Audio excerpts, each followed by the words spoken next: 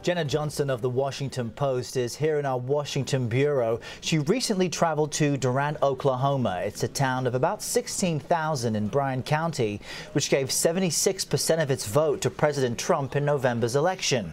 And she asked people there what they thought of the president's budget proposal.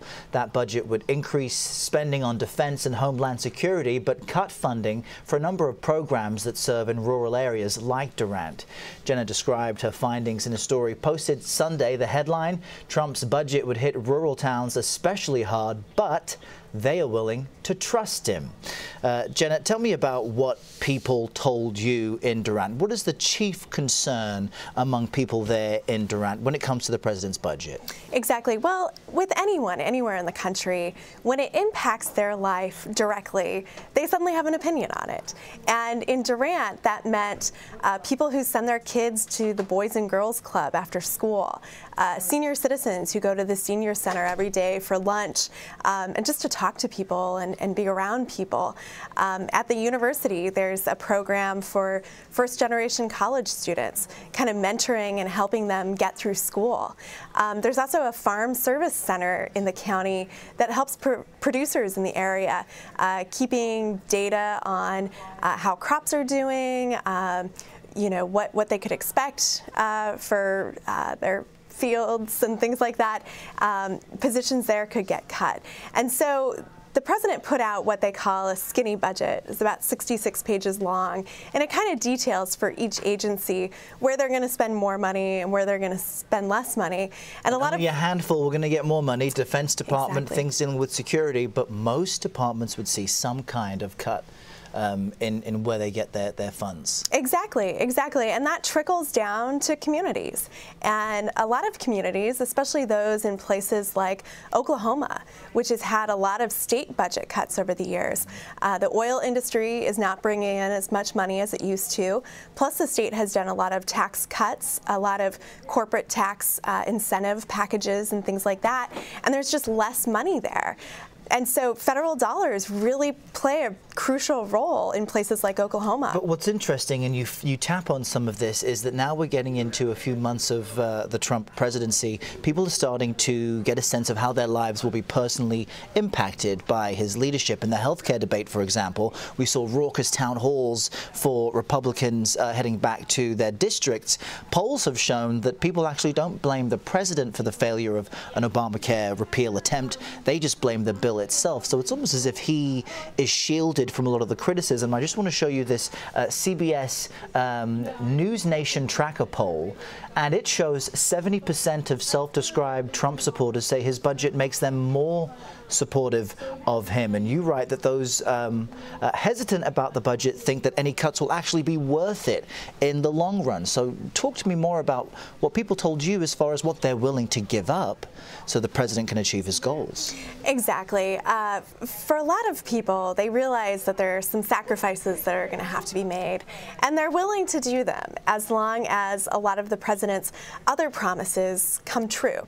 There was one woman I spoke to at the senior center who said that she gives every president 10 strikes, not 3, 10 strikes. That's pretty generous. I'd say 10 strikes. It is. And she said that, I mean, she had tears in her eyes at the thought of the senior center closing. And she said if that happened, it would upset her, but that would just be 1 strike against him. She would give him 9. She would give him 9 more. There's this feeling that there has to be dramatic change. And so even if people are upset by one small thing that's happening, they're still willing to give him the benefit of the doubt and to trust him that it's all going to work out in the end. Now, a lot of these same supporters will say they are fine with money being spent on a border wall, for example, while the president says still other programs where he sees waste, he will cut. Did you get a sense from them on their economic views? For example, many people in rural places especially will blame immigration and uncontrolled immigration for the lack of jobs and the dwindling job market. Did you get a sense that people blame immigrants for economic despair or automation, which is one of the driving causes of a lot of entry-level jobs not being available. Right. Immigration was the #1 thing that people said. No one brought up automation or any of these other very complicated reasons that there are fewer manufacturing jobs nowadays.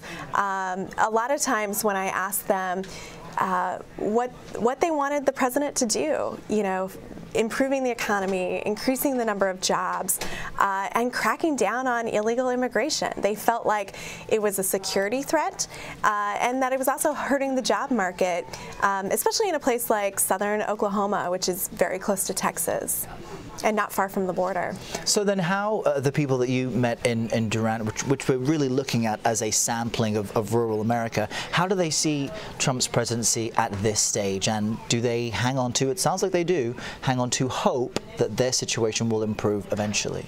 Yeah, they're still very excited that he's president.